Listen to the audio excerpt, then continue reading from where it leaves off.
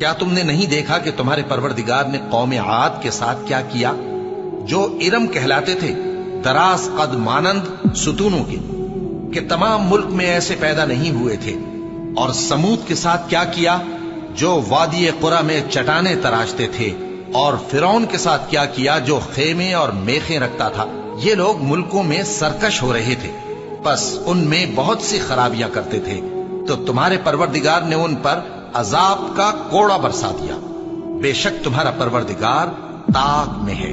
مگر انسان عجیب مخلوق ہے کہ جب اس کا پروردگار اس کو آزماتا ہے کہ اسے عزت دیتا اور نعمت بخشتا ہے تو کہتا ہے کہ میرے پروردگار نے مجھے عزت بخشی، اور جب دوسری طرح آزماتا ہے کہ اس پر روزی تنگ کر دیتا ہے تو کہتا ہے کہ میرے پروردگار نے مجھے ذلیل کیا۔